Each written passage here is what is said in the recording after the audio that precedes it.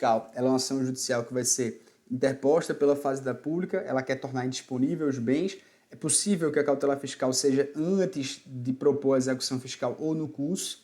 Se ela for concedida em procedimento preparatório, lembrar que o prazo é de 60 dias para propor a execução judicial, só que lembre do termo inicial, é 60 dias no momento em que se tornar irrecorrível na esfera administrativa. Isso aqui adora cair em provas, eles vão dizer que 60 dias é de outros requisitos, não. E aí ele vai dizer que você pode propor a cautelar fiscal para créditos tributários e não tributários em todas essas hipóteses, tá? Lembre aos senhores que nesses aspectos que são relevantes, a gente tem todos os casos aqui que podem propor cautelar fiscal, mas que a regra geral é que você só pode propor após a constituição do crédito. Tem exceções? Tem. Temos 2 exceções em que você pode propor a cautelar fiscal antes de constituir o crédito tributário.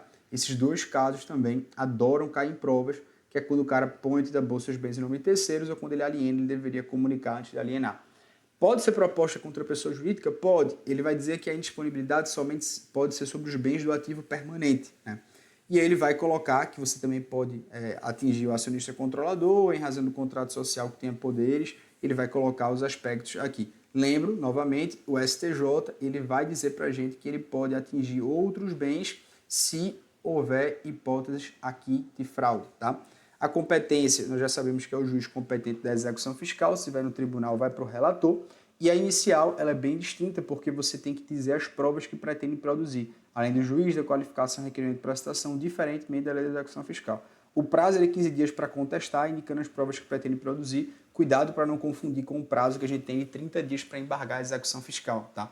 E lembra os senhores, a cautelar fiscal, a Fazenda Pública não precisa pedir justificação prévia e também prestar caução. E no despacho que concede a liminar, cabe agravo do instrumento. Da sentença proferida em sede de cautelar fiscal, cabe apelação, para não confundir. Professor, como é que se comunica a cautelar fiscal? A cautelar fiscal ela pode perder a sua natureza, ela pode perder os seus efeitos quando você tem um prazo de 60 dias e você não propõe a execução fiscal, quando você, de certo modo, não executa em 30 dias, tem lá na lei, ou quando você ou você pode ter ela a qualquer tempo modificada ou revogada se o juiz, enfim, né, deu a liminar, ele quer revogar, mas a gente tem, de certo modo, ali que vai conservar a eficácia até, de certo modo, se a pessoa tiver uma causa de suspensão do crédito tributário, salvo decisão em contrário. Então, se o cara adere a um parcelamento, continua com o efeito da cautelar fiscal. Por outro lado, quando você cessa os efeitos, é justamente agora quando a Fazenda Pública não propõe no prazo de 60 dias, quando não executa no prazo de 30 dias, quando é julgada extinta a execução fiscal, ou então se o cara quita o processo que está sendo cobrado. Beleza? Breve revisão aqui em 3 minutos sobre medida cautelar fiscal, de maneira visual, para que você consiga acertar tudo que é mais importante. Beleza? Vamos lá.